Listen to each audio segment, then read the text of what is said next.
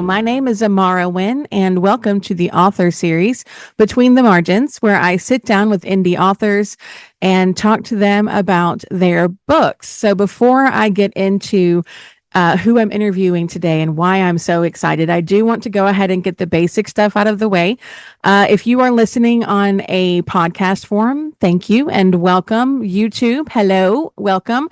I would love it if you would consider liking and subscribing and sharing with somebody. We're still fairly new, fairly young, and I would absolutely love it if you would consider sharing this, liking it, leaving a comment. That I myself am an indie author. The book that I have written, More Than I Expected, is a contemporary romance that has comedy. So I'm a woman named Sydney Benton who was in her 30s, who is sort of lost in her life. She works from home.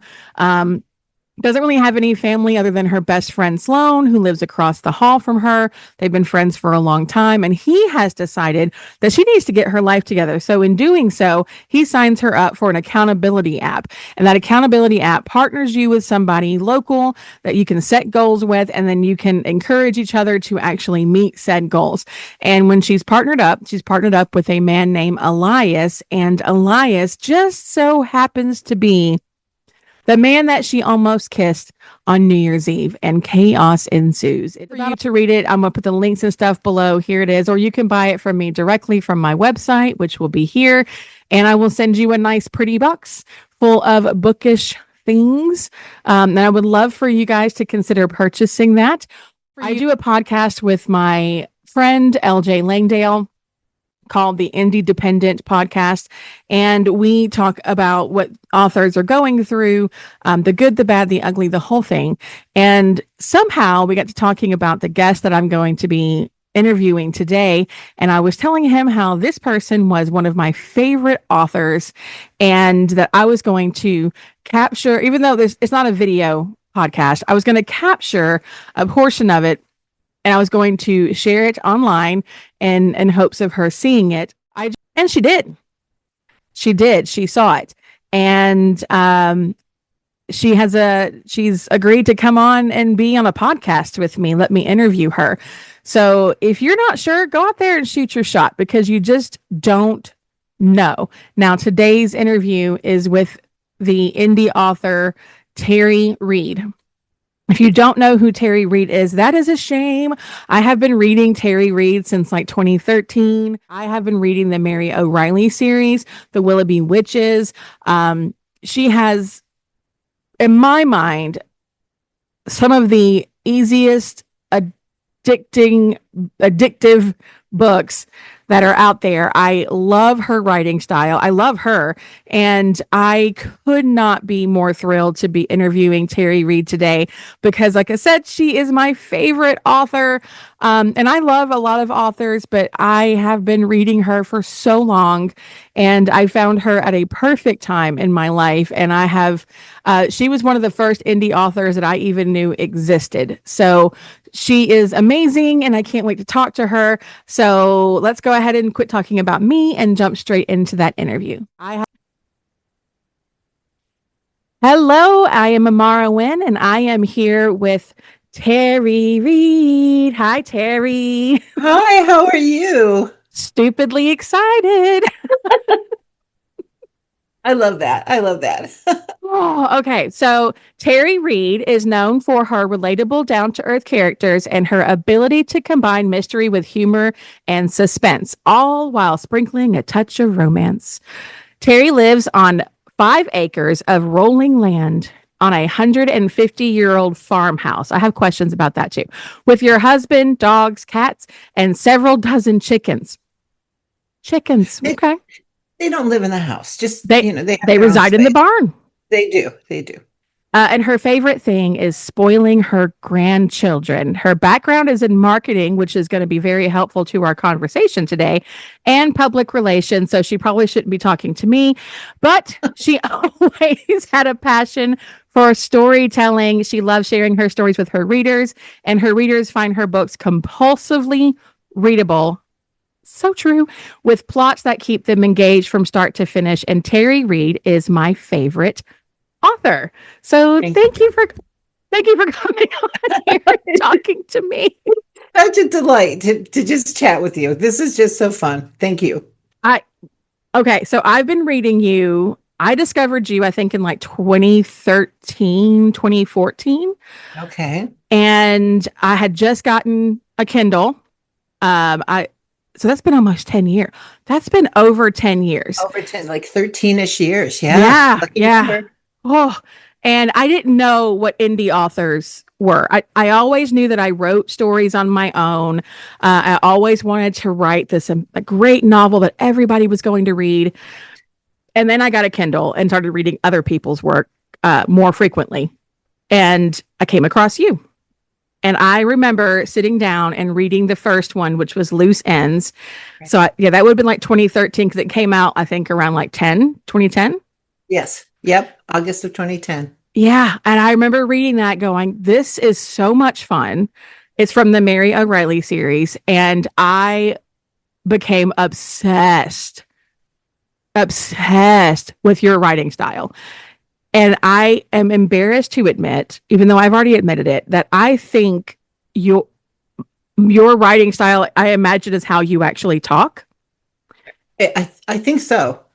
Yeah, I was imagining that and I thought that's what I should do. I should stop trying to copy what other people are doing and just write how you would talk to somebody. Make it relatable. Doesn't have to be so random. It could just be real. So I didn't want to copy anybody and then I totally copied your writing style. But if you're using your own voice, you're not copying my writing style. You're just being you. You And gave me the inspiration to do that. thank you. Thank you. You as an indie author, this is where I get to fangirl for a moment before I get into the real stuff. You as an indie author inspired me to take the leap to become an indie author myself. And it is the scariest thing I have ever done. And I think if she can do it, then I could do it. Right? And but you have a very large, you've been successful. It's interesting because I feel like I guess you can relate success many ways.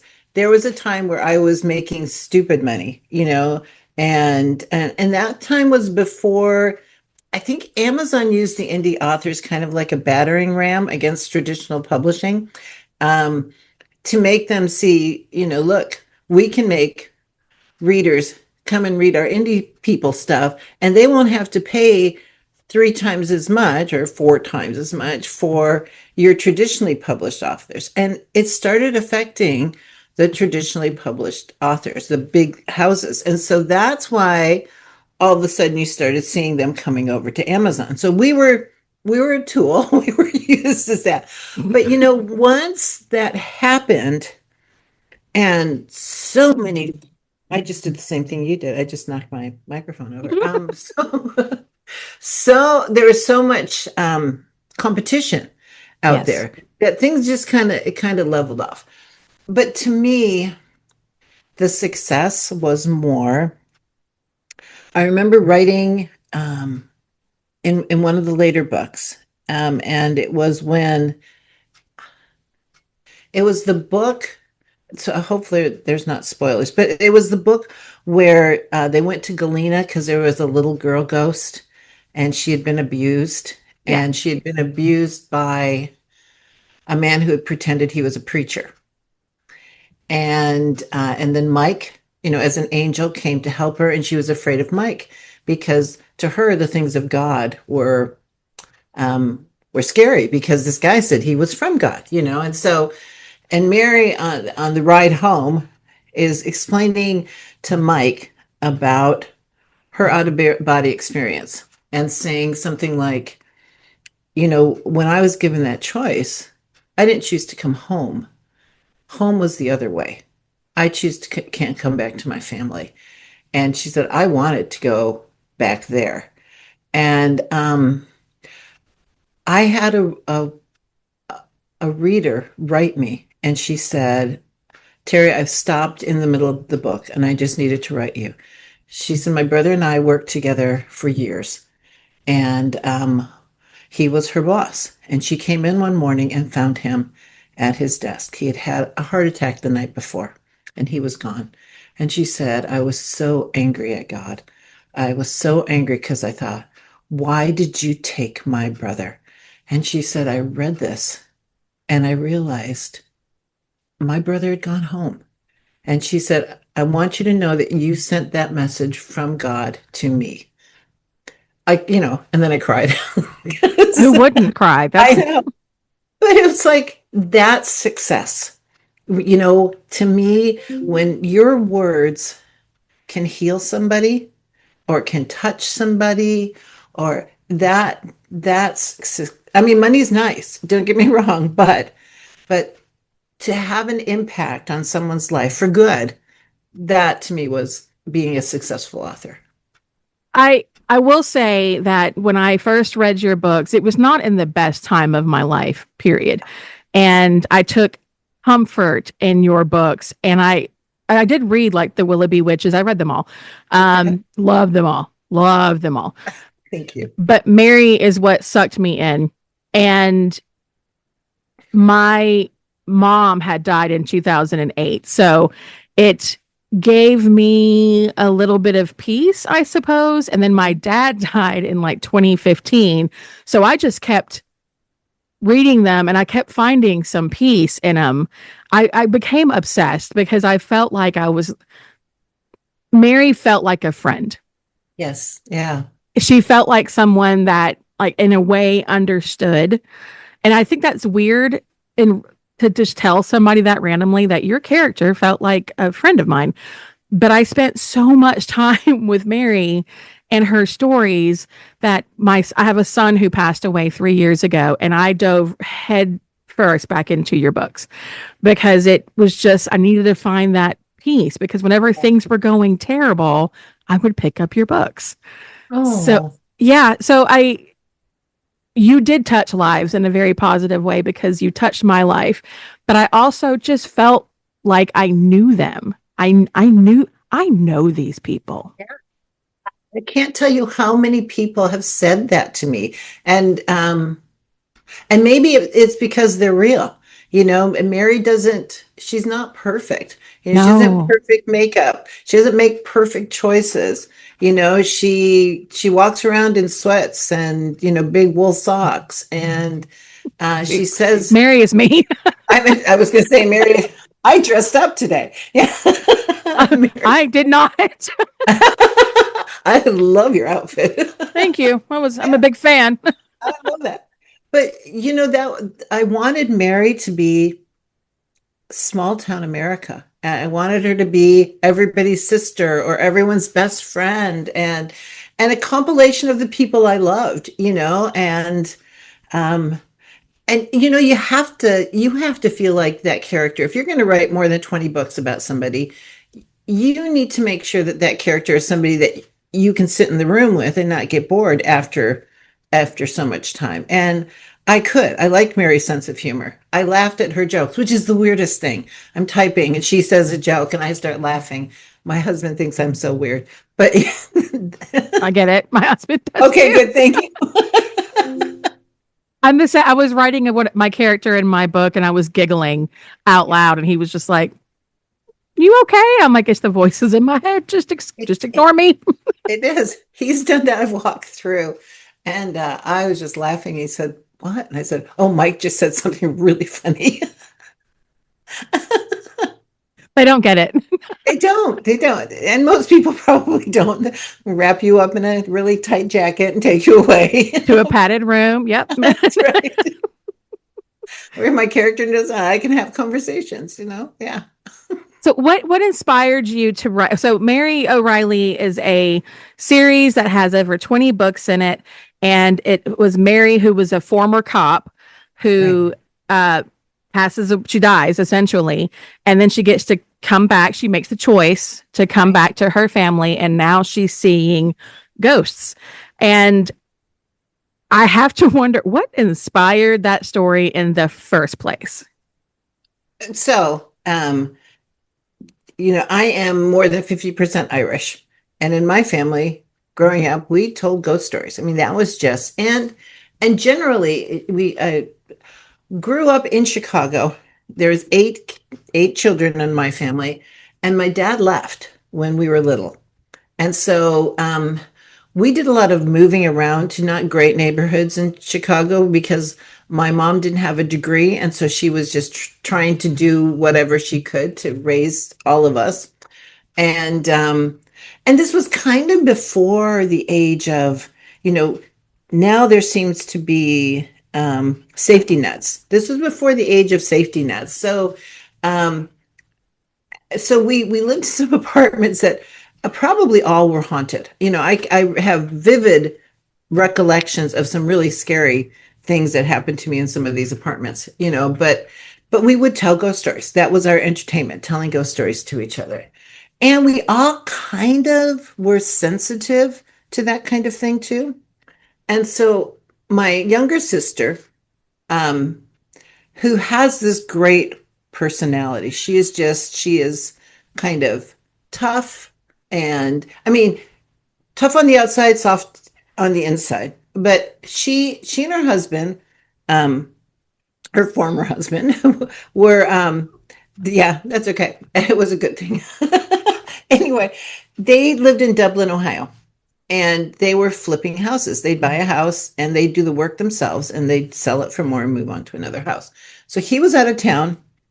They were in this house. They had three kids, put them to bed, and then she was scraping parquet flooring off of the front lobby of this thing, which was awful because it's glued down and you're using. So she did that to about 2 o'clock in the morning, and then she went to bed. So she had just fallen asleep or was in that half awake, half asleep thing when she felt like somebody was looking at her. So she rolled over in her bed and looked. And there, standing next to her bed, was a soldier, like a Union soldier. And he was his uniform was like riddled with bullet holes, and stuff was like oozing out of it. And he had no head. He was carrying his head in his arms. And my sister looked at him and she said, "I am too tired to deal with you tonight. You will have to get out of here." And so in my mind, I imagined this ghost kind of like shrugging with no head, and he disappeared. He left. And I thought, good, because you don't want to mess with Mary when she's in one of those moods. And she told me about this experience that happened to her. And I thought, that is awesome. That is awesome to have somebody who would look at a ghost and say, "No, I'm not dealing with you right now." And then the ghost listened. And that was kind of the start, because Earl in the very first book is based on that experience. But somebody who doesn't look at ghosts as these demonic things that are coming to kill you, but instead as people who just happen to be dead. And so that's kind of how the idea of the Mary O'Reilly story started. Is your sister's name Mary? Yes, yeah. So, yes. So you wrote your books about your sister in a way? The name, not the personality, Okay. because yeah, I think um, because Mary is, if you grew up in, I grew up in Chicago, Irish Catholic, and everybody had to have Mary in their name. I So did. my middle name is Marie. My sister is Maureen. My mother is Virginia because you had to be Virgin Mary, so Virginia worked. But you had Mary Elizabeth, Mary Alice, Mary. I mean, everybody had to be. There were so many Marys, so that's just a really cool Irish name for. And I wanted him. I wanted that whole Irish idea.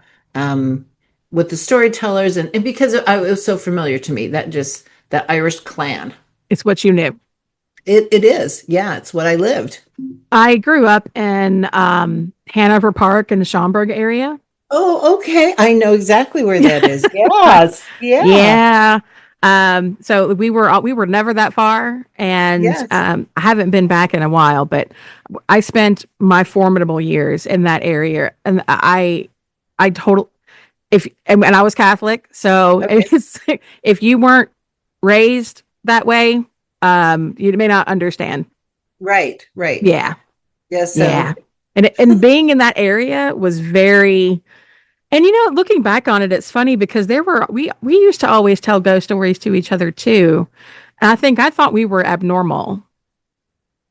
I, you know, I before I started, well, I had always done some of the fictional writing, but when we moved here, I had worked in Chicago and we moved out here um, after the birth of my fifth child because I wanted, yeah, I have seven. So after the birth of my fifth child, it was like, well, and we were living in Chicago in the northwest side of the city. And we had an incident where right across the street, some fellow had been released from an institution. He came in, he threatened his mother with a gun, and ended up there was a shootout like right across the street from our house. And a police officer was shot but not killed, but the guy killed himself. And we were thinking, this was northwest side of the city. It was supposed to be nice. And it was like, okay, this is not where we want to raise our kids. So we found this place near Freeport, Illinois, out in the country. And growing up in Chicago, this was like we had a barn. I mean, I loved the barn more than I love the house, but it was like this is so cool. And so we bought this place, but I had been working for an options and commodities trading company. So I needed to find some work. And so I started doing freelance work for the Freeport Journal Standard. And because of my Chicago background, you had to pitch ideas. You had to get in there and say, well, I'd love to do. And we're called stringers because you actually took a string and you took it down the column length and you were paid by the inch. So the bigger the story you pitched, the more money you made.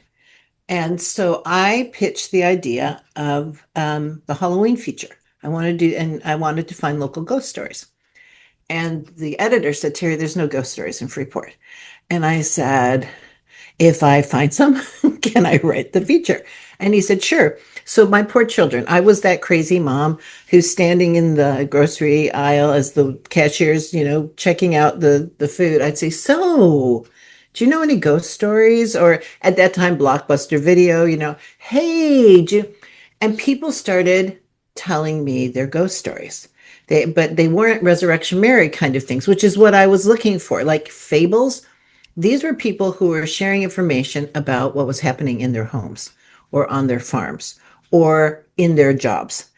And so the first year I had like a 4-page, it was amazing. I had this 4-page spread of ghost stories from policemen in the area who had gone because they had seen a ghost to, I mean, it was, so the next year, the local library invited me to come in and basically have a ghost storytelling time, invite the community in, and I would share my stories, but then they would share theirs, which was like bonus because all of a sudden I could That's always material. get somebody down. So I'm standing there and it's like I'm in the front of this room and all these people, they can see me, but they can't really see each other because all the chairs are facing. And somebody would stand up and say, hi, my name's Denise. And everybody would say, hi, Denise. Oh, like an AA meeting. It really was. And I'm watching these people like nodding and it's kind of freaking me out because all of these people had ghost stories. And this was like, oh, I want to say 25 years ago, before Ghost Hunters or Kindred Spirits or any of those shows that really made people feel better about their ghost stories. These were people who were ridiculed for telling ghost stories. People say, oh, there's no such thing as No ghosts. such thing as ghosts. Yeah. Yeah. And so this was a chance for them to be with like-minded people and be able to tell their stories and have people say, I know exactly how you feel. That happened to me too. And I think that's why we tell ghost stories. It's because we need somebody to say, yes, that's a true thing. Yes, that's, I know there's a word for it and I can't come up with the word right now, but basically, um, saying you're not crazy. you're not crazy. We've had these same kind of experiences. And then I think with the ghost hunters and with kindred spirits and with dead files, it's more and more acceptable to be able to tell your ghost stories. But back then, you were still nuts if you did it. So, Yeah, we didn't talk about it. We talked about it amongst each other, but that was pretty much it. Or my very close friends. When we right. moved from that area, we moved down to like a farm town that was surrounded by cornfields in Illinois. And I started hearing all these people who were like out. And it doesn't help that I had just watched Children of the Corn. Oh, And that was freaking out. then we moved to a house that was like 3 times surrounded by cornfields. I'm like, he who lies behind the rose is waiting for me out there. But I thought I was crazy because I kept hearing things and I would see things, and it come to find out it was everybody knew about it. Yeah. Nobody talked about it. And that's, I think that's what Mary O'Reilly gets to do. She gets to talk about it. She gets, at the beginning when Bradley thinks she's nuts and he says he doesn't believe in ghosts, and she says, well, maybe they don't believe in you. Yeah. She gets to talk about it. And um, I had one experience. So our house, 150 years old, is haunted. And my kids have seen, there's several, but the two main ones are probably the husband and wife who built the house.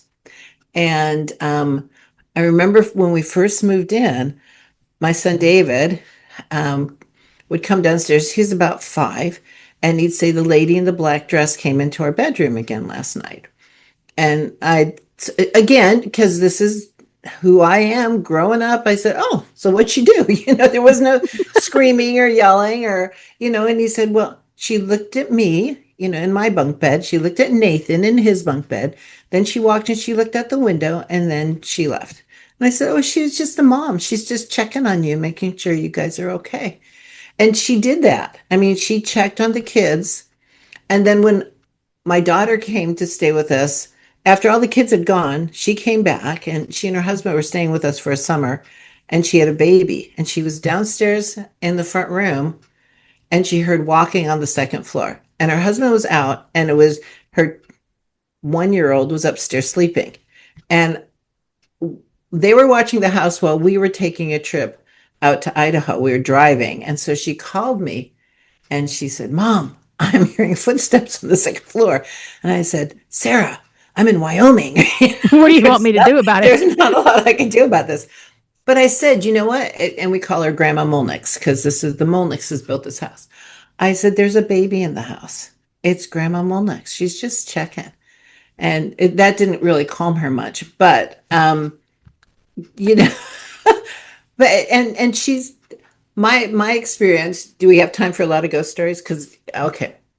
Um, so my office was up in my attic for the longest time. It was a finished attic, and often I get up at midnight because I had a story idea. And so I get upstairs to my desk. And at that time, we had Riley, who was a Bernese Mountain Dog Golden Retriever mix. And Oh, Riley was my love that. shadow. Oh, he was the best dog. He was like the dog from Up. I just met you and I loved you. But I love you. I know he did. He loved everybody. So Riley came up and I had a couch for Riley, but it was like a little patio kind of couch. So he would sit on it, but he'd like half hang off of it. That's a big And dog. then yeah, yeah. But that was his kind of, he would sleep there while I worked. So I'm working, and it's about like 4 o'clock in the morning. And I have, when I work, I have two monitors, and the couch, I could see the couch in between the two monitors. And I'm typing away, and I see that Riley lifts his head and he looks out to the attic staircase. And the attic staircase is, let me see if I can lift my hand up high enough. So, if someone's coming up the stairs, it's like you see their head, you see their shoulders, there's no banister or anything. It's just they kind of come up from the, Just a and death it's, trap. Got it. yeah, it is. And it's really steep. It's an old house, really steep attic staircase. So Riley looks over to the staircase and his tail's wagging. And I can see that, and then I go back because I'm finishing a paragraph and I don't want to lose what I'm thinking. And I figure it's just my husband who woke up and realize I'm not there in bed and it's just coming up to check on me. And then out of the corner of my eye, I see this man standing on the staircase who is, and I don't know if you're old enough for this, the Bonanza series. There was somebody named Haas Cartwright. It was Dan Blocker. Yeah. That's, yeah, okay, good. That's how big this man was. Because my husband is like 5'11". This man was huge. And he was wearing old fashioned overalls and a flannel shirt. And when I turned to look and see him, he was gone. And then I thought, well, I've been writing ghost stories all night. That's probably it. But then I realized Riley had seen him But your dog first. saw it too. Yeah. Yeah, yeah. And so, well, two things happened after that. One is I spoke at a conference in Chicago called Love is Murder. And I met Dale, I'm going to say his last name wrong. Um, I can't think of it. It's a big, good, long Polish name, starts with a K. Kaczmarek. Dale Kaczmarek, who is the president of the Ghost Research Society in Chicago. And Dale, he was probably what the movie Ghostbusters was written about. Dale's been doing this for like 40 years, and he's gone to Underground Edinburgh. I mean, he's done all of the asylums. And so he had come and he had stayed and listened to me talking about being an indie author. And then, of course, I stayed because he had like Ghost stories. ghost stories and videos and EVPs. And so afterwards, he and I were chatting, and I told him about my experience. And he said, first, do you want me to come to your house? And I said, no, because I know we have ghosts, but we're kind of living on two different planes. And I like that. Sometimes we cross those planes, but we don't really need to chat about it. It's like, oh, we're crossing. That's okay. You stay in your space. I'll stay in my space. I don't want to amp anything out. And he was fine about that. But then he explained to me that in, I don't remember, fourth, fifth grade, we learned that our eyes are made up of rods, the science, Mm-hmm. all of these little rods.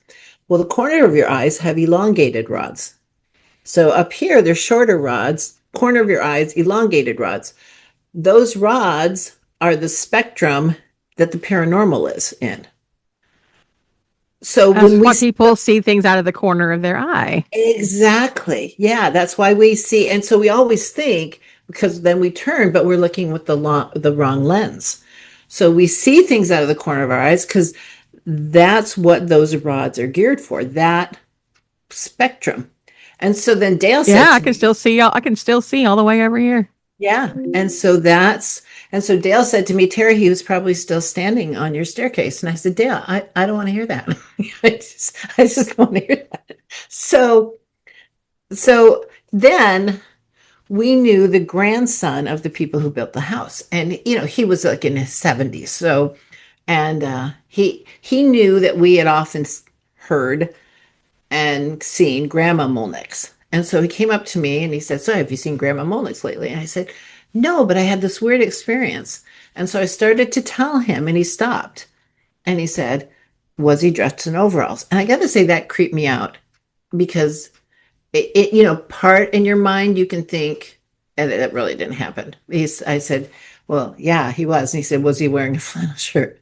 I said, yeah, he was. And he said, was he missing his right hand? And I said, well, I couldn't tell because when he came up, all I could see was his left hand or his left arm. And I said, but I can tell you that the impression I got was this huge arm, huge muscular man. And he said that his grandpa Shriver had lost his right hand in a farming accident. And so he had to do everything with his left hand, which made his left arm huge and muscular. So, so I haven't seen him again. I felt him one night. I was writing late and I had the door to my office opened and it was down here on the second floor. And I felt like somebody was watching me. And you can't write if somebody's watching you. So I finally just looked Thousand at the percent. and I said, I cannot write if you're standing there watching me. And then the feeling went away. And I imagine in my mind, somebody say, oh, sorry. I'm My bad. backing. My bad. Sorry. Keep So going. those Don't let me interrupt you. So that's kind of my ghosty background. It's that ghoster people too. we can coexist with ghosts. Sometimes they're guardian angel kind of ghosts, but sometimes they're people with things that they need to resolve. And that's what Mary does. Yes, she does. That's why I love her. Oh, thank you. Wait, is there something about Mary that we would think about her that we think we understand about her, but we actually don't? Oh. I don't know. I think I'm pretty open with her. She does stuff, but she's still insecure. In spite of being insecure, in spite of not knowing if she can do it, she goes ahead and does stuff. She's very competitive. Her brothers, being raised with three brothers, she had to be competitive. Um, what? I don't know if you can hear. I'm sorry. I have a kitty in the background who's trying to get into my office. So, You're good. You oh, good. Okay. last interview I did with somebody with a cat, they had him locked into a pantry. So Oh yeah, yeah. Hemingway is right outside the door saying, "Are you sure anyway, you want me to come in? Are you sure?" Yeah. please let Um, me in, Mama. right. Um, I think she is totally unaware that Mike is in love with her. You know, I think I was gonna she, ask that. I was yeah, gonna I ask think that. she is just, she loves Mike, but like a brother. And Mike does not feel the same way about her. Um, but it's good that she's totally unaware because she doesn't, it's not a game. She just Right. loves him. Yeah. That was one of the things that I was wondering about because when I was thinking, like, what are we not understanding? I was wondering, is she purposefully unaware or is she just unaware? I think, you know, Blissfully unaware. I think blissfully, and I think when you're raised with boys, and, and it didn't seem like Mary had a lot of girlfriends growing up, and so she was the tomboy. She was trying to, outpitch, outrun, out whatever her brothers. And so she didn't get into the mean girl groups. She doesn't understand that kind of um, relationship. And so I think she was just, this is Mike. I like him. He likes me. We're good friends, slap each other on the back kind of thing. Slap And I her think, around a little bit. yeah, the brother thing. Yeah. Yeah. But I think that's it. She just is Blissfully blissfully unaware. unaware. Yeah. So you have over 20 books out now. I, will you keep writing, Mary? So at 10, I was going to stop writing Mary because, they got married. Hopefully, I'm not messing things up for anybody, No, but oh, well, okay. if they have, that's not Okay. our Well, fault. okay. Yeah. And I thought, okay, the sexual tension is gone. I can stop. Oh, no. I could not stop. I got so many emails from people. So I continued because, there was that, well, she got shot. Can she have children? I mean, there were so many questions. So I thought, okay. So I wrote to 20. And then I thought, okay, that's a lot. That's enough. No, I got Okay, all of these. good. And so then I did Maybell's affair and Maybell's something else. And they basically had Mary moving across the street to a haunted mansion that was across the street from her house and dealing with some mysteries there. And then I thought, well, it's enough. No. So then I wrote Loose Ends again, but from Bradley's point of view, which was really fun. And it's called Divergent Paths. And it is Bradley, kind of more of the story of him searching for his wife, and then the story of him meeting Mary and then finding out she was this kook. And so that was kind of a fun one, but that wasn't enough. So then I wrote Breakaway. And when Mary gets hypnotized for Janine and then she goes into like a coma for a while, I have her, that's where Breakaway is. She's like a spirit during that. And she works with Mike to solve something. But that was enough. So just this year, I have released two new books. And it's in there's a new series. It's called the Mora, Mary O'Reilly Alden. I saw that. Yes. And so I released the first one is The Secret of Hardy Lodge, and it has Mary and the whole group up in a lodge in Wisconsin with ghosts and murderers and it's like an Agatha Christie whodunit kind of thing. I'm Oh, good. excited about that. Yes. And then the second one is The Secret of the Ladies Club, and it's back here in this area. And it deals with a long ago murder and then a series of murders connected to these women who conspired to kill an abusive husband. And so that is the second book in the series. I already have the plot line for the third book, but right now I'm writing the third book in the Bridget's Order Bridget's Cross, because I realize, oh, thank you. I do. I left everybody on a cliffhanger like 6 years ago. Yeah, did. Yeah, I did. I'm yeah, so did. sorry. So now, yeah, I'm 8 chapters in writing that one. So I'm hoping to get that out pretty soon. You have such a wide variety of things that you're like. The Willoughby Witches is all I love those. Oh, I did too. How do you go from like ghost stories to witches now to murder? Is it, are you just warped in the brain? Yes. Okay. I love it. Though, if you look at all of my stories, the arc is family. It's always family. That's why It's I love always them. family. And so no matter what the circumstances, whether it's a ghost or sisters or the Blowout series with the mom and daughter, all of them, and even Bridget's Cross in its own way is family. It's all about people and relationships and families, and then you just change what's going on around them. And You so, also did the Blackwood Files too, right? yes, yeah. And in my mind, Bruce Willis was Bruce Blackwood. I can see that. And so then what I did is, because part of this is experimenting and then seeing what works and what doesn't work and what brings in money, because I'm doing this for a living. So, and Blackwood Files was fun. It didn't really transfer to a whole lot of, by the time you wrote it, you didn't really get a return on investment.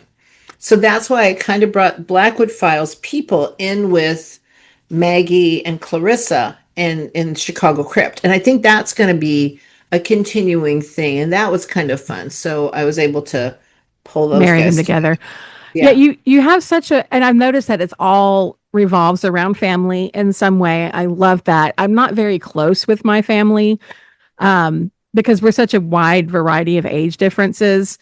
And like my oldest brother is 13 years older than me. So when I was 5, he was coming out of high school. Right. And so I was the last of 4, and all of them had moved on and done their life by the time I was coming up. So I never really, we've gotten to know each other better now as adults than we did growing up. But I I think that's why I like your book so much, because I've always kind of longed for that Yeah. family feel. And if you look at them, I mean, Rosie and Stanley are family. They Yeah. might not be blood, but they're family. Ian is family, so I think part of it is because I'm not very close with my siblings either. We're all different. We're, different areas, different views on things, different, I mean, a lot of, and, but I have family, with those friends, family. So it doesn't need to be birth family. It just are the people you love, you trust, you can be vulnerable with, and you know that they will love and support you. And And I I think think we all your need books that. are kind of gave me that idea that it was okay, Yeah.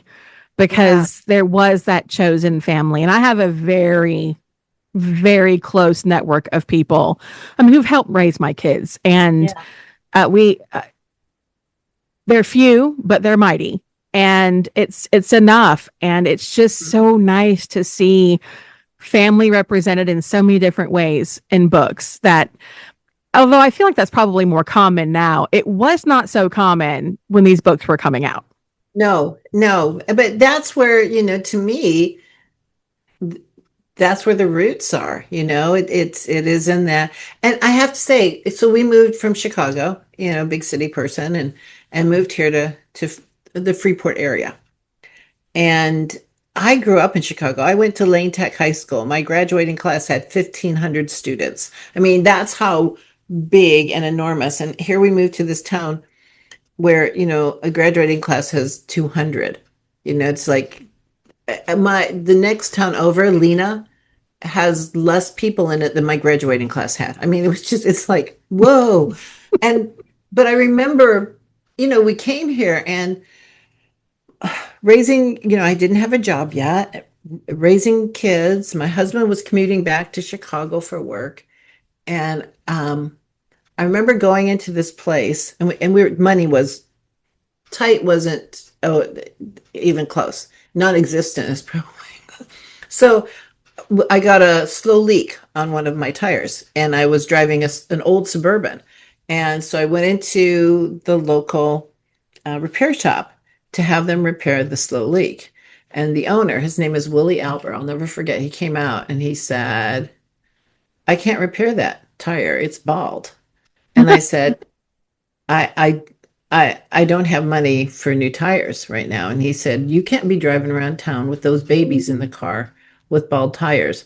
I'm going to put new tires on your car. You pay me when you can.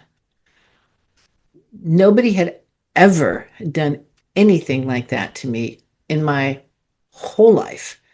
And it was just, it was phenomenal. It was like, and so they became part of my family. Anytime we had a car problem, obviously we paid them as soon as we could, but anytime they loved my kids, they were worried about my kids. They were, and so it doesn't need to be the people that you think it needs to be. It's just people who care about you. And Yeah. yeah, so I learned that here in Freeport, the Freeport area. I love that. And I think that was around the time because I knew, I mean, that was between like the mom dying and and my dad being sick. So it was, I just needed to feel comfort, and your books brought me comfort. And Awesome. yeah, I'm going to need you to never stop writing them because they make me happy. Uh, Well, okay. so just for me, but now as an indie author myself, and you were one of the OG indie authors. Right, So because I remember when it first, oh gosh, I can't remember how, I guess since like 2010, 2013, right, when I was first opening up like the Kindle app and seeing the books. And I went back and like download to see how many books of yours I had downloaded. And it was like 46. yeah, Is that, probably, yes. I was like, have I read Crazy. 46 of this woman's books? Right, we This, are best friends. we are, this is why we know each other so well. Right, exactly. I've read more of your books than any other author ever.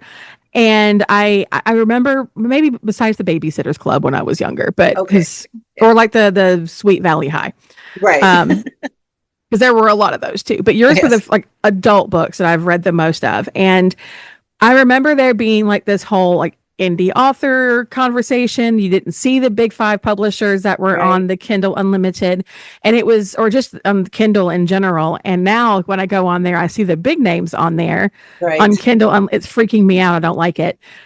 But I was under the impression that if someone self published, that their book was not going to be good. And that my it was interesting because when I was started writing loose ends, Kindle hadn't happened. I mean, it was, it took me a while because I was working full time, and I'd stay late Tuesday nights and write my story.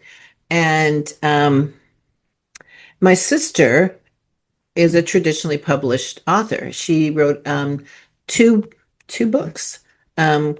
Called AKA Jane, and they were through Mysterious Press. Her name is Maureen Tan, not the famous. There was an Amy Tan. She's Maureen Tan, but took her years to write these books, and then they gave her this, and I don't even remember how much it was now, but Loose Ends surpassed it. What she got as Um, what is it? Why can't I think of it? Sorry. Um, Sorry, sister. I know. No. You know when they give you money up front, there's a word for it that's just went Oh, out. an advance? Thank you. Yes. So they gave her an advance, and I easily made that up with the same amount with loose ends. And she never quite got any more royalties. And her, it was a good book. It was a really good book, but they owned it. And they could say how many times it was reprinted and how often it got. And I remember I one of my books, and maybe you have read this, it was called The Ghosts of New Orleans. I've read Okay. it. So The Ghosts of New Have you Orleans, written it? I've probably read it. thank you. Thank you. So that was the first book I wrote, The Ghosts of New Orleans. And I sent it to my sister's agent. And the beginning of the book, I didn't write it for Katrina, but when I finished it, it was just about during that time. Yeah. And the beginning of the book has this woman walking down a destroyed beach on the Gulf Coast, and she's working for this unit, this paranormal government unit that finds paranormal entities and moves them on so that people can move back to this area and not feel like there's weird stuff.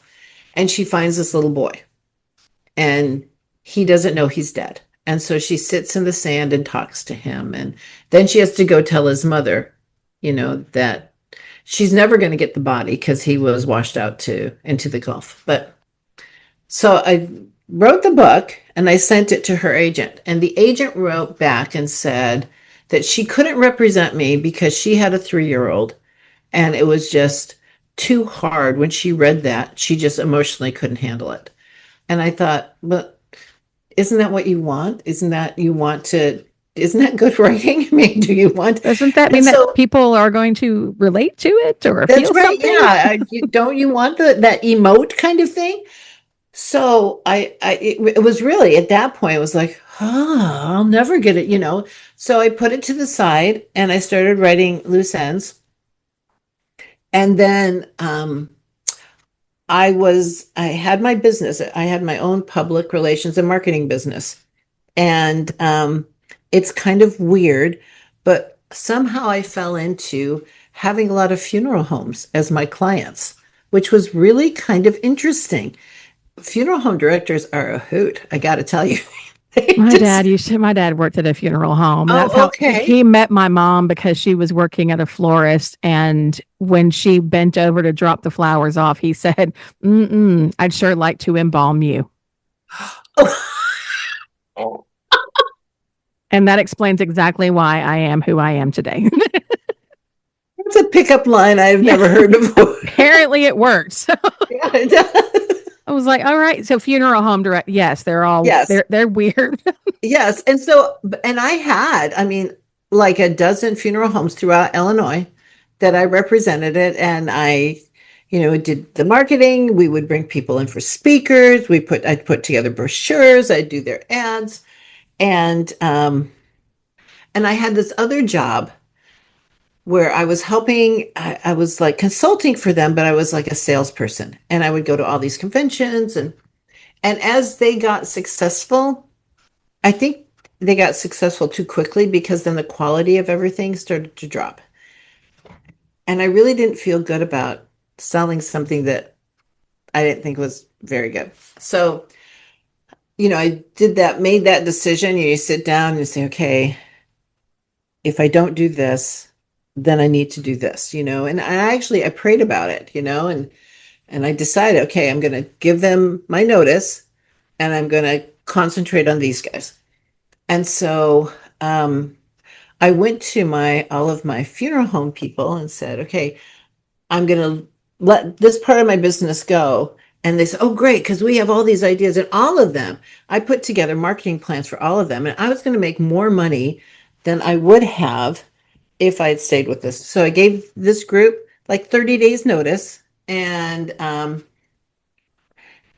the day that my 30 days came up and I was no longer working with them, the stock market crashed. Oh, And and it was like what was it, Merrill Lynch? It was one of it was Merrill Lynch or another one that crashed too. And the Illinois Funeral Directors Association had all of their um, pre-sale funeral stuff in that in with them. And so all of these funeral homes lost all of this money. And so I got all of these phone calls. Terry, I'm so sorry. But not only can we not do this, but we have to pull back on the stuff that you used to do. And I'm thinking, all right, Heavenly Father, good joke. I prayed about this, felt good about it. And so I started finishing loose ends. And because I had plenty of time and I needed to make money. I mean, that was the motivating factor. And a friend of mine sent me an article from the Wall Street Journal, and it had Karen McQuestion in it. And she was a journalist from like the Madison or Milwaukee, I think it was Milwaukee area, who had written these books. And, she was a journalist, so she was a professional writer, and she couldn't get a traditional publisher to publish her books. So she put her books on Kindle. And at that time, I think that Wall Street Journal showed that she had sold over 30,000 copies of it. And so I emailed her and I said, is this a viable, again, I'm looking for something to replace my business. I said, is this a viable thing? And she said, oh, yeah, it's great. And so in August, finished my book and I uploaded it to Kindle, and the things I learned as a new one, because I was started going on Kindle boards and listening to people talk about things. If you needed to put other books out, if you notice those first Mary Riley books were like August was Loose Ends, November was Good Tidings, like January or February. I mean, and They were and the back to idea, back. yes, and the idea is, if you find an author, a new book, and an author you love, when you finish that book, the first thing you do is go back to Amazon and see what else that person has written. If you can't find anything, You then you move might, on. well, or you might follow the author. But if you can't find anything after 6 months or a year, once you get that email saying, oh, this new author, you're kind of thinking, who? Because you've replaced that new author. So to be successful, I think you need to have kind of and you don't have to have 20, but you do need to have something that somebody can go to, the next one and the next one and the next one, because then you develop this loyal following that when Amazon says, oh, there's a new Terri Reid or a new, they immediately come and buy it. And then you go. So to me, I've always looked at Amazon like this ocean, and the readers are fisher people, and our books are fish. And the fish that are way down in the bottom of the ocean will never get caught because the lines don't reach that. They can't see them. And so you need something to pop those fish to the top. And what pops those fish to the top are other books. It's like, oh, look, for example, so I just put out my new books, and they are now like number 3 in psychic mysteries. So somebody who's never heard of me might go and look at the top 10 of psychic mysteries. Oh, well, this is interesting. So they'll buy my book, or they'll look at it and say, oh, well, this is number blah, blah, blah. I I should need to look go at back. loose ends. And so then all of my books go bloop, bloop, bloop, bloop, bloop to the top of the water. Do you think you had an advantage in that because you were so early on? Oh, I'm sure I did. And because paranormal, again, this was how many years ago? 15 years ago, 16 years ago. Wasn't really being written about. Right. Well, and the paranormal stuff they had, because I did, after Loose Ends sold like 100,000 copies on Kindle, then all of a sudden agents were interested in me. I was going to And ask that. Do they want you to come and traditionally publish? yes. And so um, I said to the agent, yeah, you can do print rights, but I'm doing fine just doing ebook rights. So I'm going to keep the ebook rights, which might have killed everything. And then so he shopped it around. Nobody wanted a paranormal mystery that didn't have vampires or werewolves or sex. And obviously mine didn't have any of those. And so I just didn't fit. My little round book didn't fit into that square hole. And so he shopped it around for a couple of years, and then I just said, thank you. I sent him a Dear John, and I appreciate you trying. But now I'm going to, because at that then Create Space started. And it's like, I'm not going to hold off doing print. If my ebooks were doing well, I can do, and didn't cost me anything. Create Space is free.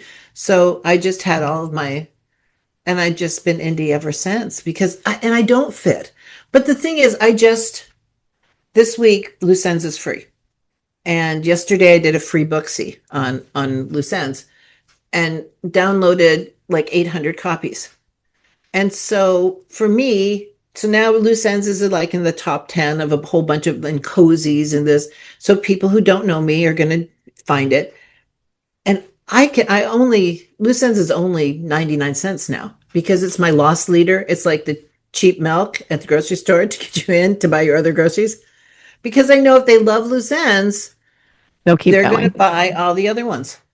And so So for the ones who were like just starting out, aka me, um, well, you put out books really quickly. Are you constantly writing?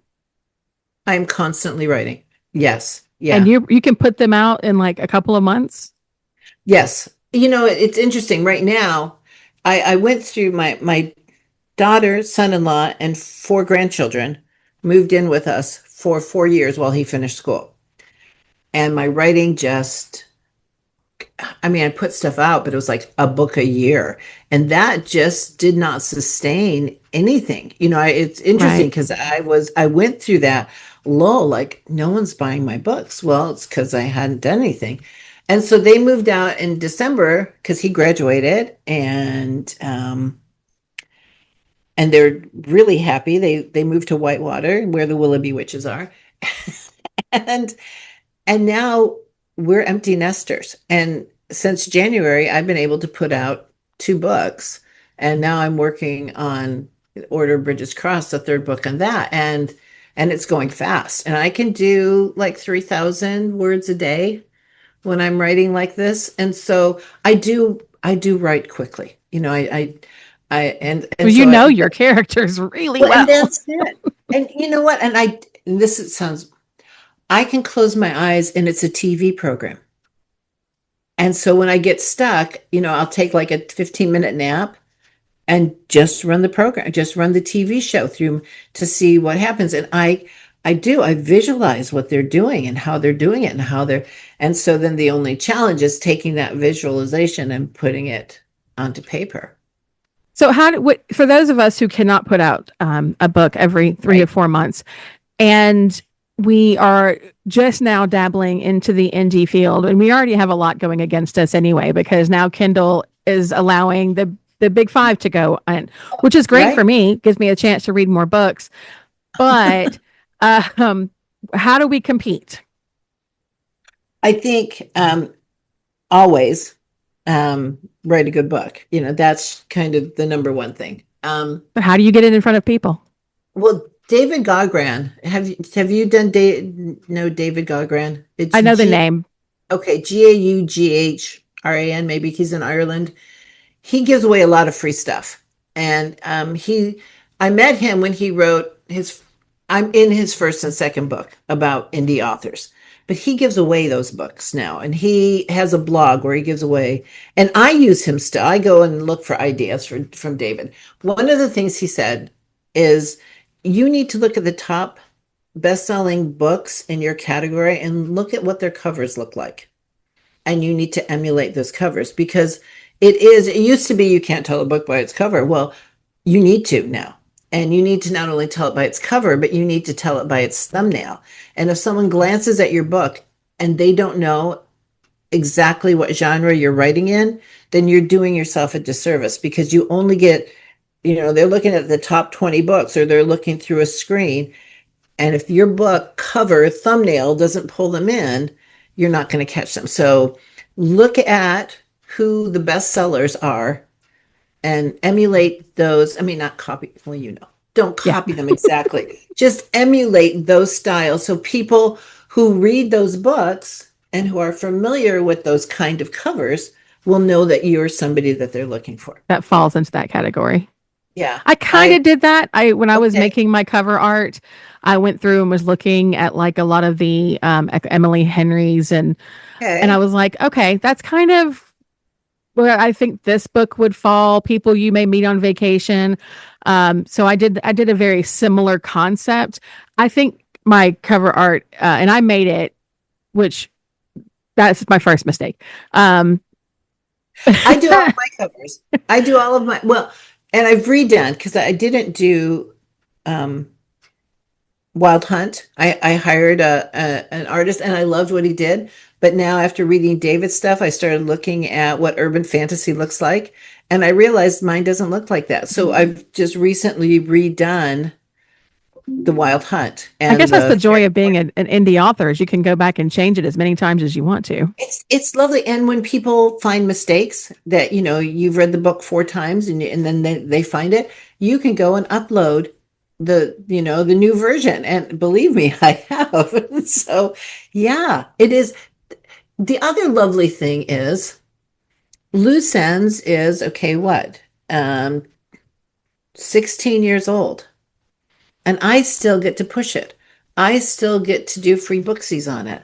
I still get to do whatever I want because I control it. And um I want to be tradi- you when I grow up. but that's it. Traditionally, they own it all. They own all the rights. So you can't even walk away from that contract and write your second book. If they say, yeah, we're only going to print, do a run of 20,000, that's it. And you don't have any say.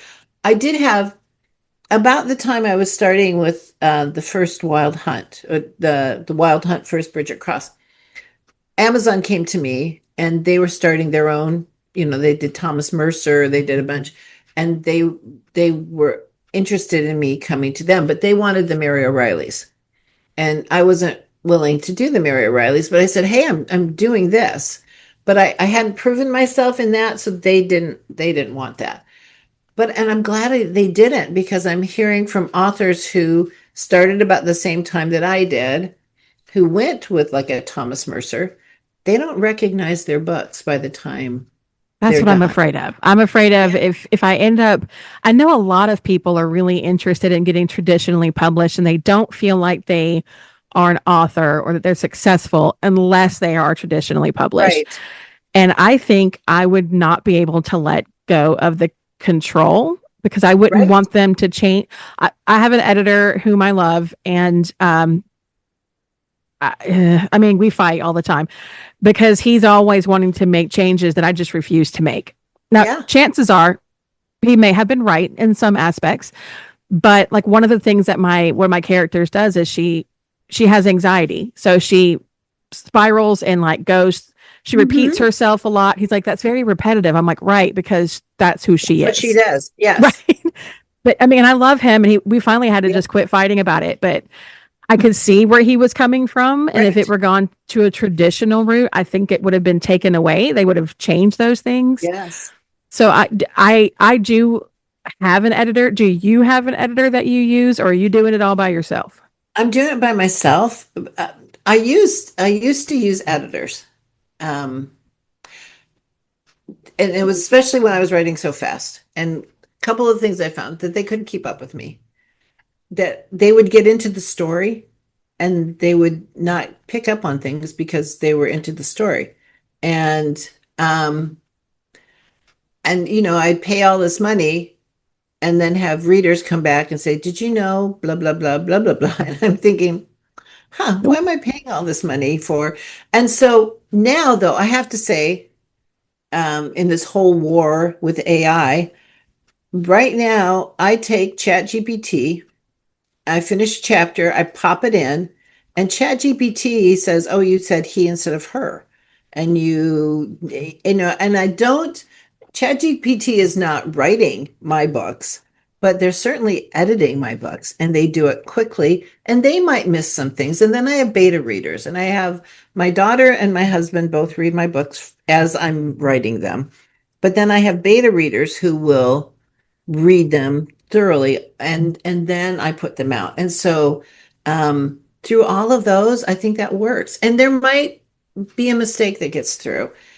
But I've read traditionally published where there have been mistakes that get through. So I don't think I have to, I try to be perfect, but I know I'm not. And so I know, yeah.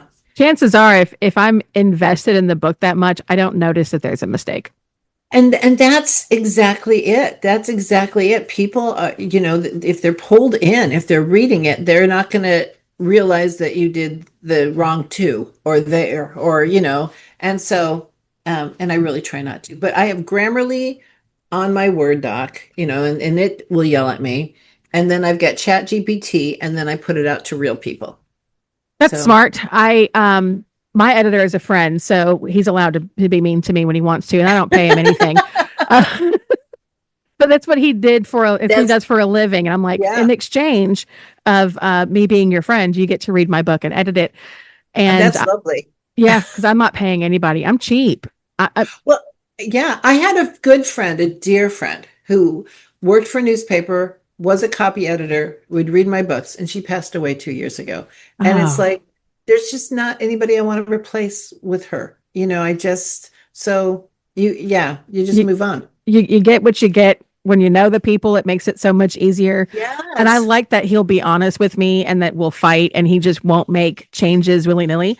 And then I have another friend who I send it to first and go, is this any good? Because I know she'll be honest. Yeah. She'll be brutal, Yeah. but she'll be honest. And I really appreciate people like that. Beta readers scare me. I did do it the first time around, but they scare me.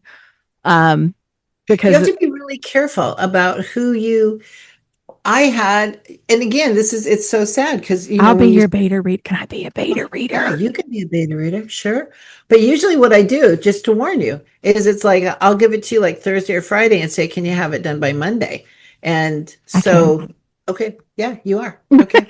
Yeah. I can. No, Is it yours? Yes, I'll read it and I'll tell you what okay. I Oh, think. thank you. Okay. But I had this whole group of beta readers, and many of them have passed away, Oh and gosh. that's just the saddest thing. So, yeah. So, yeah, I would love that. It's hard. You're right. Finding beta readers. I have the newest beta, one of my new beta readers. He is so funny. He's this fellow from Connecticut who thinks he's Stanley. He loves Stanley, and he'll do Stanley impersonations for me. And he does pick up on things. He will always say, Terry, I just read the book and blah blah blah blah blah. So I said, do you want to be a beta reader? And he said he wanted to be the alpha reader. I said, well, of course you can be an alpha reader, So and so he did the first time he did it was this last book, the second book of the Morris series, and I get a message via Facebook message. I've read this before. Did you copy this from something? I said, no, I didn't. This is totally, and it's like, what are you saying? And there was a book back in the 70s that he remembered that had a similar premise to it, but it was nothing, So I said, no, this is totally original. Didn't know that person. It was The Burning Bed. I guess Farrah Fawcett Major did a Oh movie yeah. Yeah. and I remember that. And it's like, no, this is nothing, So then he came back and he said, okay, the poison that they used, is it blah, blah? And I came back and I said, keep reading the book and you'll find out. And he said, oh, if you're going to be that way. And I was thinking, yeah, but beta reading isn't an interactive experience. I need you to take it. And he was very good. He and his partner both read that and they were both very good.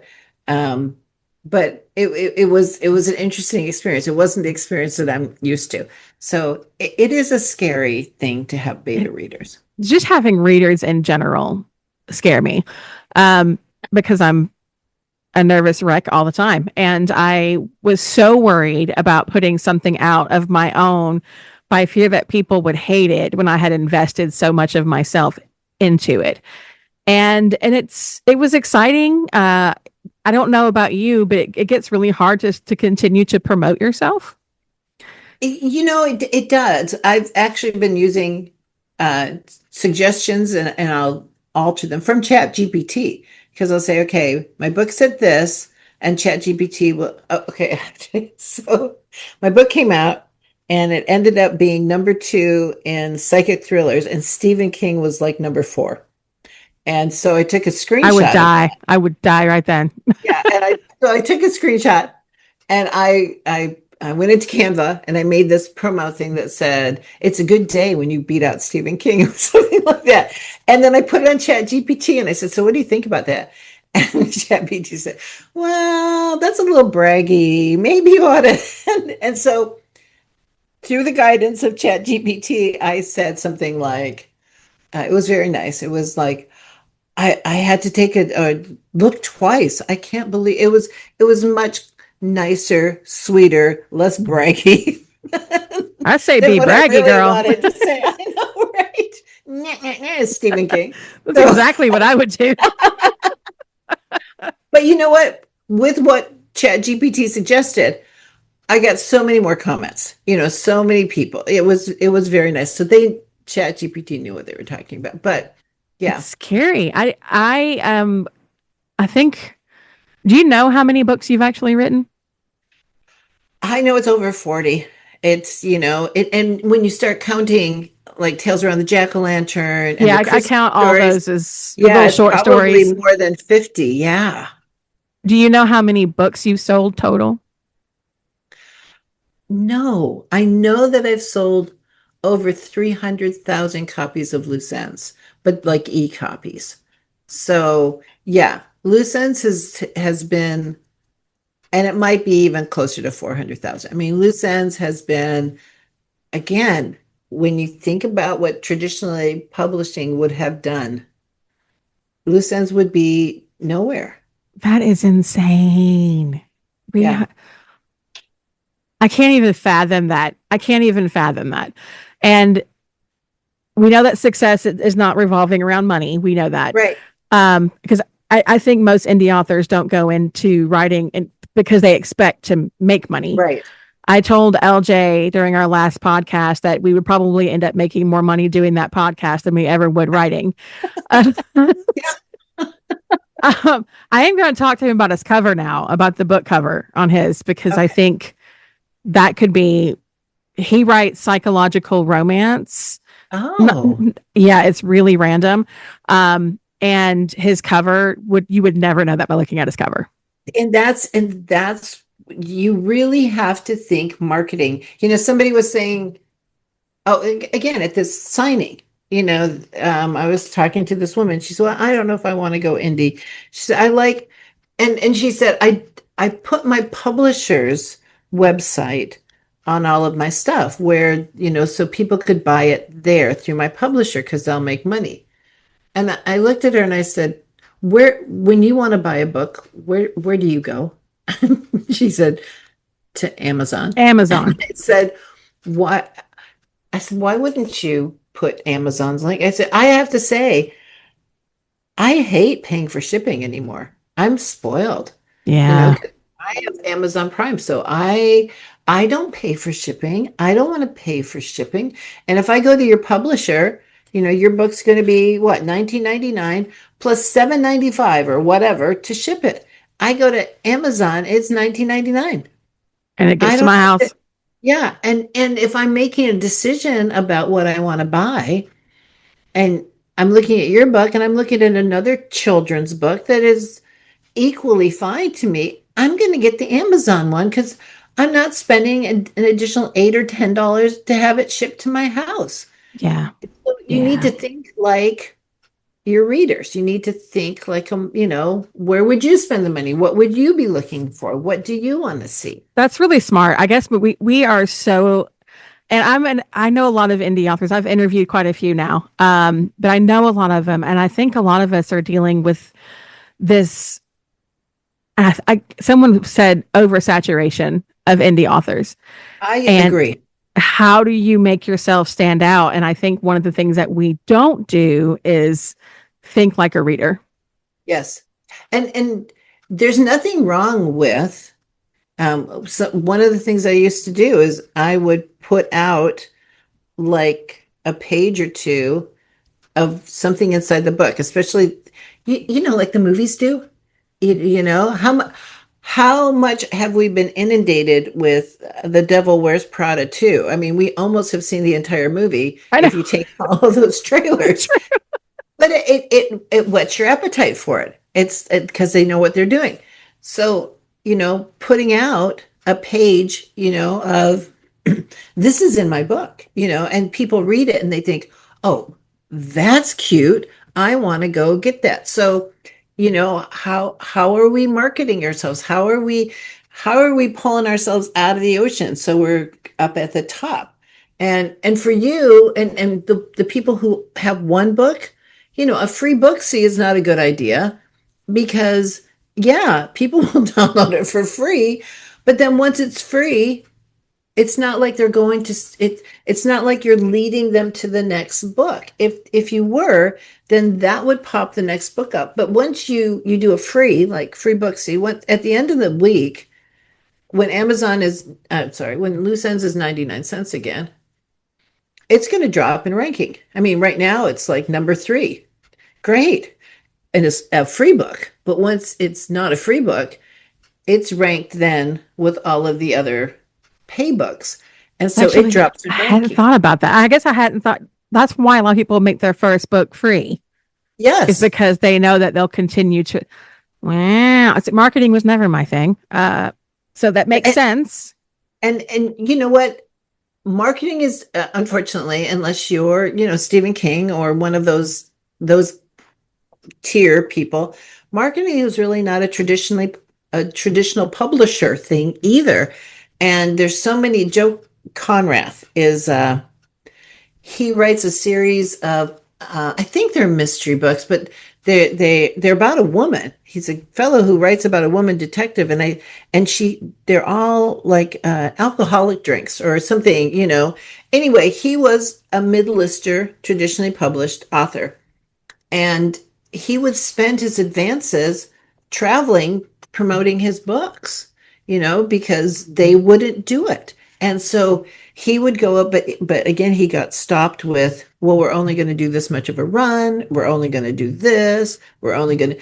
And so he was one of the first. When I got into Kindle in 2010, he was already there, and he really was promoting this whole indie author thing. Not that his books weren't good enough, because he had been a traditional author, but because of the freedom. There is a lot more freedom. I do like that.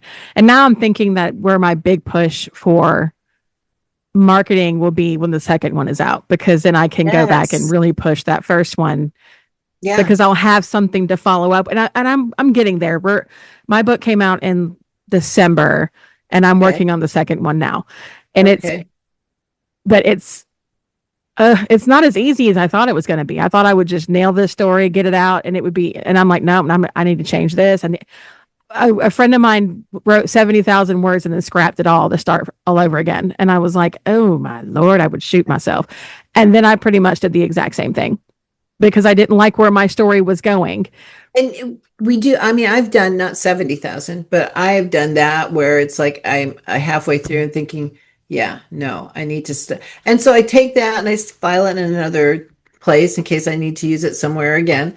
And yeah, I do start it, but I was listening to your podcast about imposter syndrome. Yeah. Every time I start a book, it's like, can I really do this? Do people really? I mean, but I think that vulnerability, that is what makes us good authors, because we feel, and hopefully we take those emotions and we slap them out on the page. I We do. understand. Me too. Yeah. And so I think we all have that imposter syndrome idea where we think, oh, no one's going to like this. And I have to tell you, I wait on pins and needles for that first review. It's like, please, please, please, please, please like You it. have a lot of reviews though. How do you I, get people just love you, I guess, but because I mean, I know I do. oh, Um, but how do you encourage people to leave I, reviews? I will, on Facebook say, "Oh, thank you so much for that 5-star review. It means so much. You don't know how much it helps." And then it's the Catholic guilt thing. And then somebody else who read it, who, "Oh, I didn't put a review," and then they go and put a review. So That's smart. yeah. That's smart. I need to use that Catholic guilt that I was taught my whole life. My dad's lessons are now going to come in That's handy. right. You might as well use them. Oh my gosh. Yeah, because you have a gift. And I think the one good thing about you, at least for me, is that I didn't know that reviews were that important, is that when I got sucked in, I got sucked in. And it wouldn't matter if you ever went through and advertised your books again, I would still read them. So you're at that point. So what's your advice for the ones who were just starting out? Like what should we tell them? So because I'm not there, I'm going to give you advice, but I can't guarantee because Sure. we're a little bit apples and orange. I would say I love social media. It takes time, but I think about like Nora Roberts. Yeah, I read all the idea of being able to have a conversation with Nora Roberts. That just didn't happen. And here we indie authors allow ourselves that the intimacy with our readers. We post, and so I would say, first of all, every post can't be about your book I because people, just said this on our podcast on yeah, Monday. yeah. People ask me, and I need to go out and take some chicken pictures. People ask me about my chickens and they send me chicken things. I went out a couple of years ago and just took pictures of my garden and bumblebees on it and stuff. Or I'll post something about reading and how you never want to stop reading, or you don't want to get out of bed, or this ought to be national, everybody stay at home and read a book thing, or That should be and every day. yeah. And so just those relatable, I'm a person too, I'm human too, I'll sometimes make some of Rosie's recipes, post something like that, Rosie made these, or I'm emulating Rosie today, or so become friends with your readers. Be real, because then they feel like they know you, and when your book comes out, they want to support you. And You just said everything that I said on Monday. I was convinced okay, that I was right, and now I yep, know I was you because were, Terri Reid said it. well, but these readers, they are just lovely. I mean, They want to I know who love you my readers. are. They do, because they feel like they do, because they know Mary. They think they knew, and I guess they do, because Mary came from inside of me. Do you know what I mean? Oh Lord, So I'm one of those people who had like a oh Lord became obsessed because of a book, and I was like, obviously this woman knows exactly what she's talking about, and we're best friends, and she didn't even know I existed because I read your books. see, and you do that. But the other thing is, and this is marketing term, branding. Yes. So now I've started, and I haven't finished. I've started to redo my covers for the Mary O'Reilly series. I've just done the first. Loose Ends has got a new cover. Have you seen it? It's No, it's a woman walking in the woods. And I mean, it's kind of still, but it's not trees. but I love And the covers of your. I know, but I was watching, it was David Gaga and saying, "What are the people doing?" And they're not doing trees. But I gotta say, again, when the competition wasn't as fierce, and I did all my trees because I love my trees, I would have people send me pictures when they're on vacation in England in the national forest and say, "Terri, I saw these trees and I thought of you." And it was like, this is what you want. You want to connect yourself with something so that when people see it, they think about you, even though you're not there. So the trees did it for me. That was branding for me, at that time. But that consistency of your stories, one after another, and it doesn't even have to be a series. They could be standalone, but there's got to be some kind of, oh yeah, this is a Terri Reid story. This is an Amara story. This is, because they know that they can count on certain things from you. And they like to look for those things. So how do you feel about authors swapping genres while is that like a good I, idea, bad idea? I, so I wrote Sneakers, which was based on Taylor Swift's song. And I wrote Barely in Love, which was, just a sweet romance. And my readers read them, which was very nice of them. But it did not go anywhere in because I'm not a known quantity in that genre. So I got to tell my story. Some people read it, most didn't. And the reviews I got were just from my readers who were saying, "Oh, I can read that. Terri wrote it." But it was AKA very me. okay, thank you very much. But it didn't do well in the genre because You're not people known don't for that know me. genre. So if you're going to switch, because I am in Bridget's Cross, it's urban fantasy. It's not, but I love this story, and so I'm going to write it just because I love this story and because I owe people for 6 years the ending. Yeah, I know. So, but I think to start with, until you build up a following, try to stay in your lane, and then your lane will go with you. That's But smart you advice. you need to get that lane going. It Yeah. gets people confused. They don't know where to look for you. Right, right. And if they think, "Oh, I loved her romance," and they pick it up and it's a science fiction, they're going to feel a little bit betrayed. It's like, "Whoa, wait, didn't she write romance?" Yeah. I've seen a lot of indie authors who are branching out and doing different genres at the same time. And I think Right, that's great. But I did wonder, wonder what that would do. Like if you get known for writing fantasy and then right, now I go to find your book and it's not a fantasy book, am I going to feel like I was misled? right. Exactly. It's like, wait, I don't like this genre, and Right. then you also set yourself up for bad reviews, and you don't want that. I No. remember my favorite bad review, and it really didn't have anything to do with me switching genres, but I had a number one star review for Loose Ends, and the woman said, "This isn't a romance at all. It's more like a paranormal mystery." And I thought, well, Exactly. the name of the book is The Mary O'Reilly Paranormal Mysteries. Where did we go wrong here? Exactly. Thank you for proving my point. I appreciate it. Exactly. Thank you. But you don't want somebody in there looking for one thing and then you give them something else because yeah.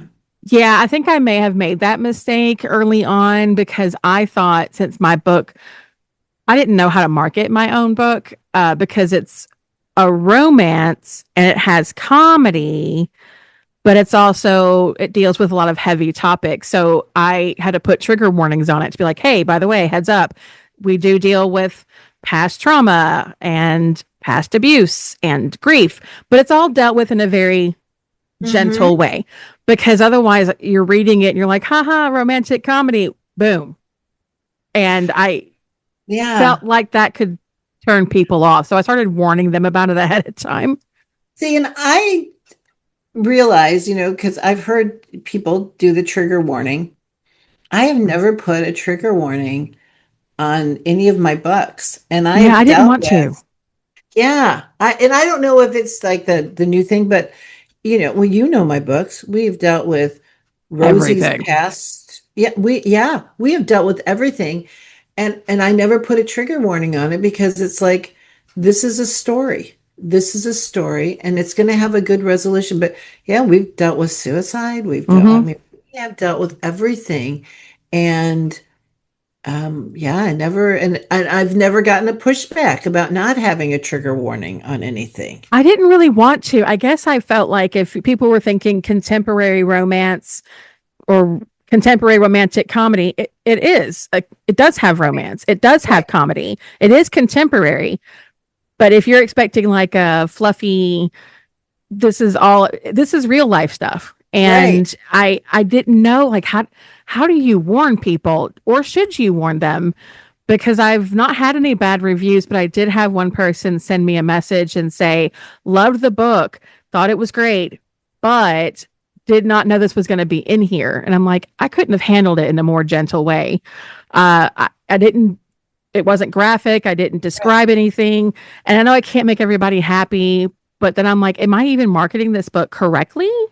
Is it a contemporary romance?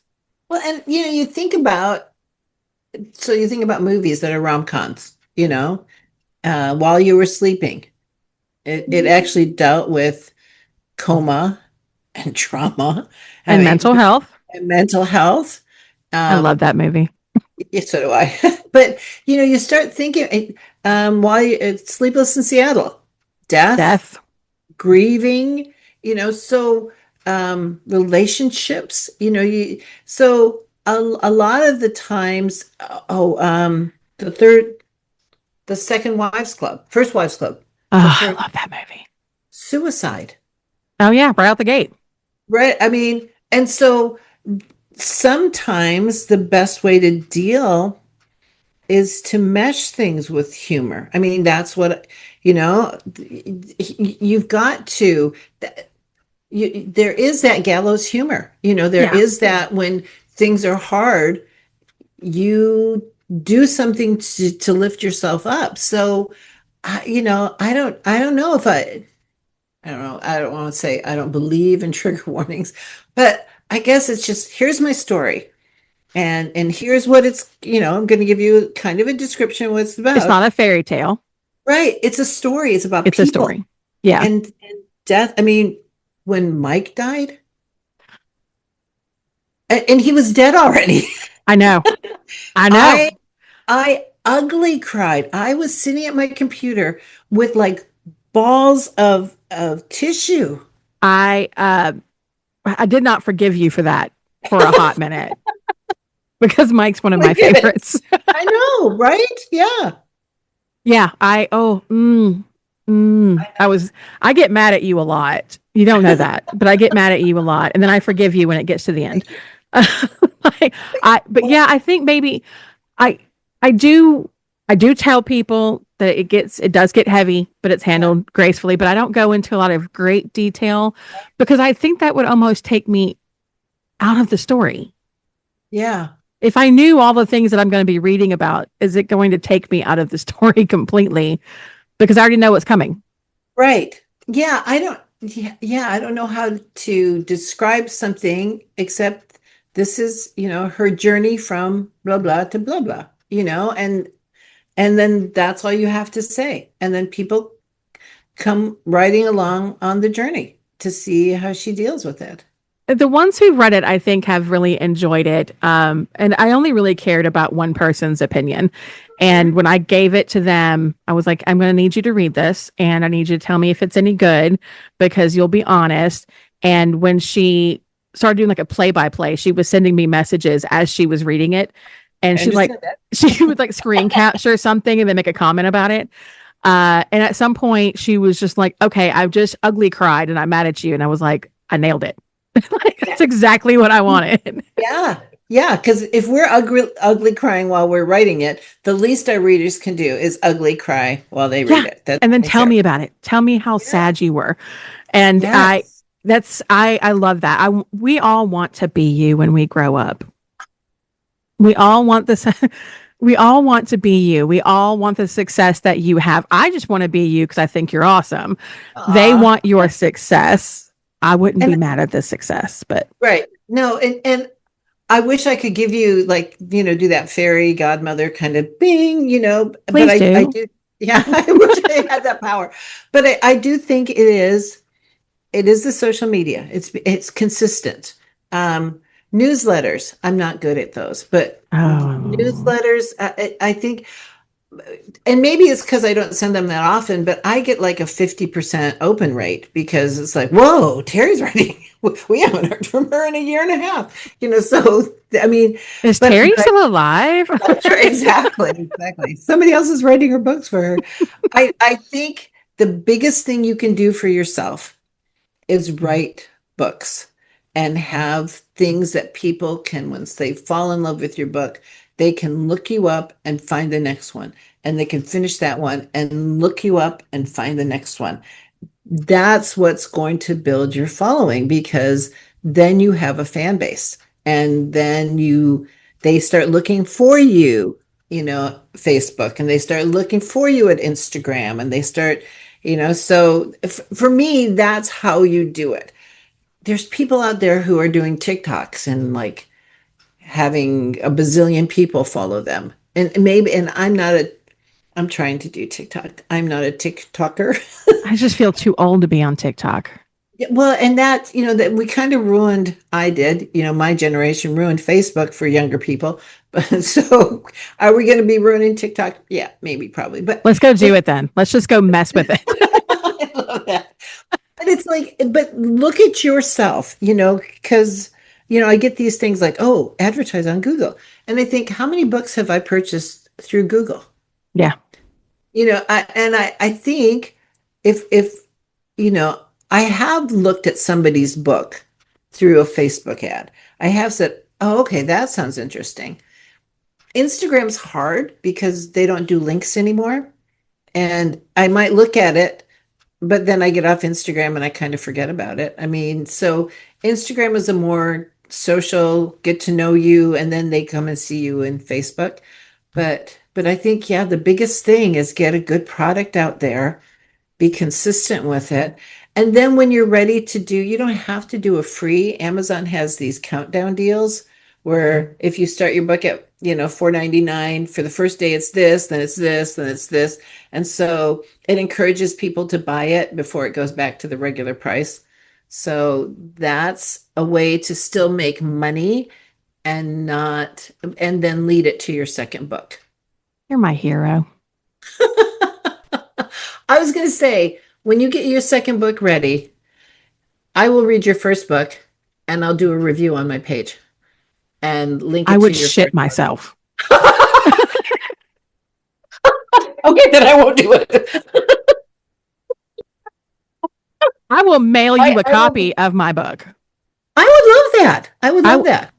yeah, I will mail you a copy of Okay. my book. And I will read it and I will do a review and I'll link it and I'll do all those things. So Oh my yeah. God. I will. Yes, I will. I will shit myself and cry in all the best way. My husband's going to have a heart attack. Like he was so proud that I was doing this today. And yeah, I know. And I'm like, and I know if you don't know who you are, people are going to be like, who is this woman that she is fangirling over? Hell, I have been reading this woman for like 14 years.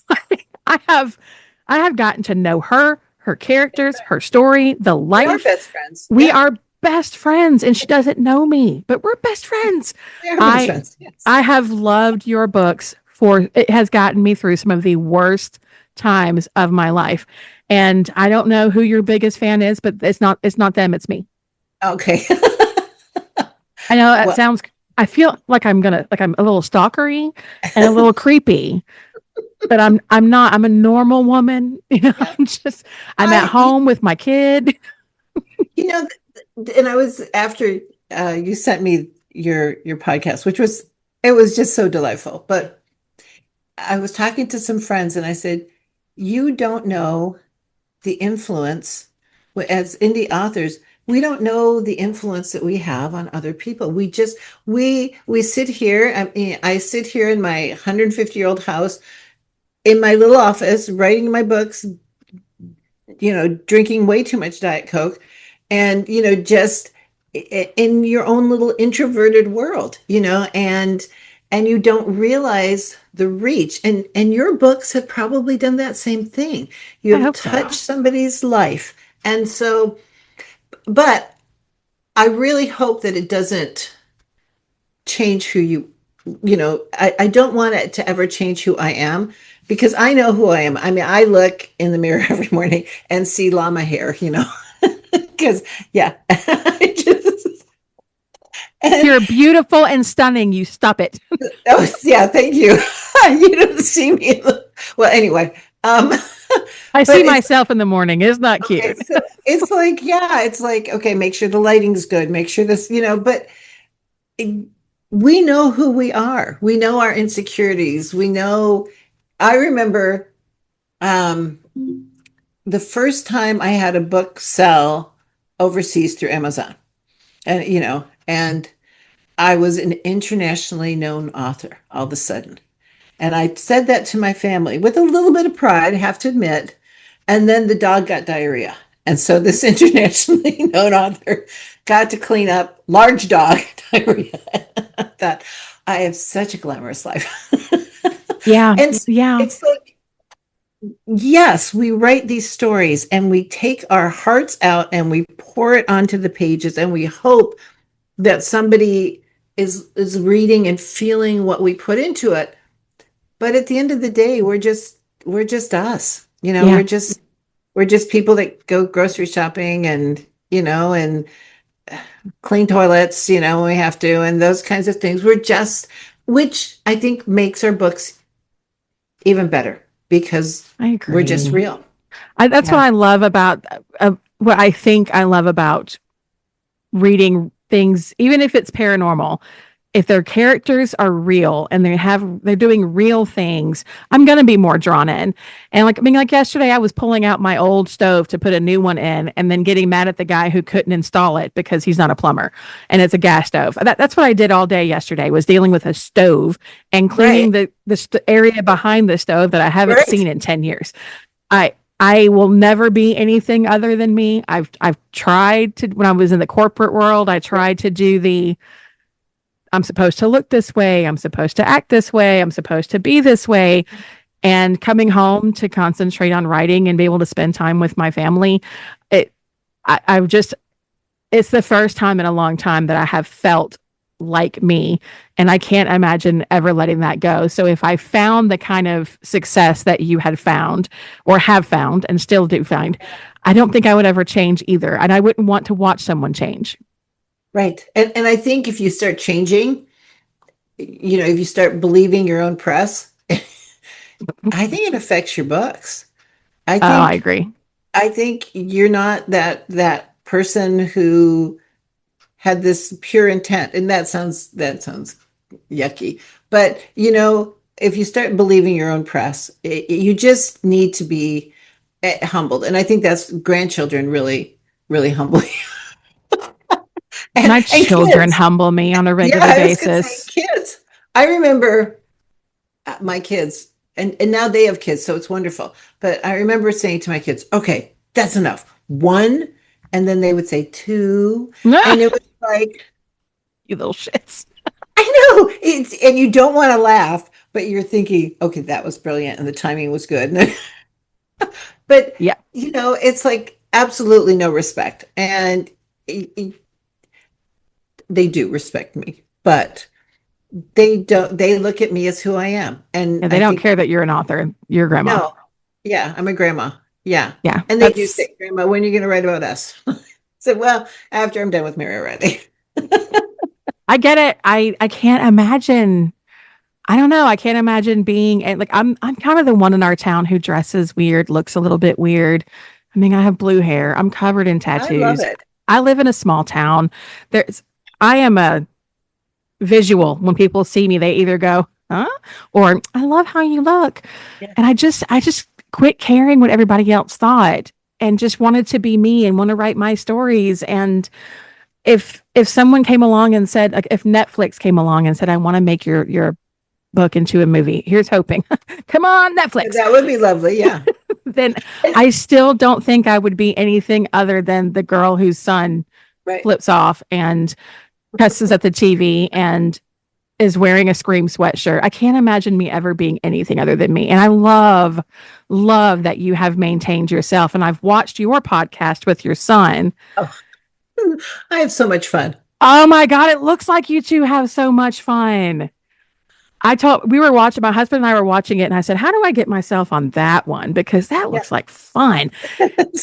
You just seem like an all around chill person. I can't imagine anybody not liking you. Thank you. I'm sure there are. I know there are, but I really try to just be nice, just be nice to other people and try to be kind. And Have you had any bad rumors about you? no, Oh, 'cause, I live we live like 10 miles from town. We are surrounded Oh, by cornfields. So yeah, rumors just she drinks way too much Diet Coke. Maybe that's the rumor. she sees No, dead people. she sees dead people. She believes in ghosts. I mean, That could it's be not a one. Yeah, rumor. It's yeah. that's Um, true. yeah. No, I just I would, as I said, I listened to your podcast and I listened to the imposter and then the cancel thing. And for me, the cancel thing, and I have friends who are on politically very different from me and religiously very different from me. And my family members, my I have a brother who lives not too far away from me, and he is kind of housebound, and so we do grocery shopping for him. We do his laundry. We take him to doctor's appointments, and he's my older brother, and he loves talking politics with me. And he'll say something, and and he said, well, "What do you think about that?" And I'll say, "Well, because I'm not there." I haven't heard them say it themselves. I don't know them that well. I'm not going to make a judgment because I've been in marketing. I've worked on people's political campaigns. I know the stuff that gets said that's not true. And so if I'm not there in the room listening to somebody say it, I'm always going to give somebody the benefit of the doubt. And if I don't know where they came from, if I don't know their background, and they say something, I I don't think I can judge it because I don't know who they are, why they said it, what happened to them in their lives.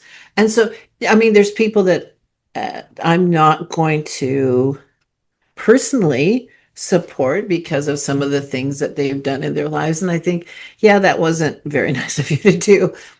But I'm not going to get on social media and say blah blah blah blah blah because these are my choices, and I'm only getting a portion of the picture, and I wish we could just give people the benefit of the doubt. I wish we could just be nicer, look at somebody and say, well, if that had happened to me, how would I have reacted? Or do we know, was that person beaten his whole life and now he comes out and he's angry? Or was this person abused and now we don't know, which is why we shouldn't be judging, other people. We personally can say, yeah, I'm going to just step away from that. But that whole let's judge everybody,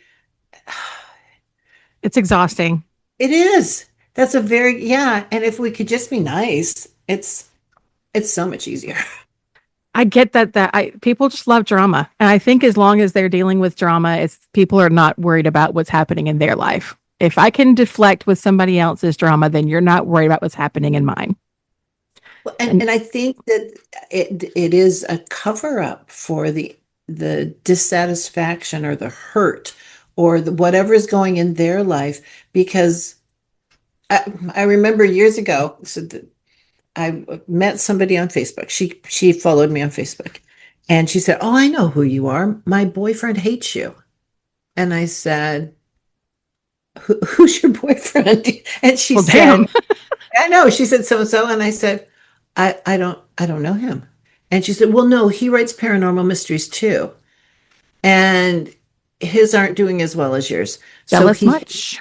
right, well, and he hates you." And I'm thinking, wow, what an awful emotion to have just because somebody is doing well. But again, does that, and for me, I know that I am never, no matter how quickly I write, I will never be able to write enough to keep my readers satisfied 24/7.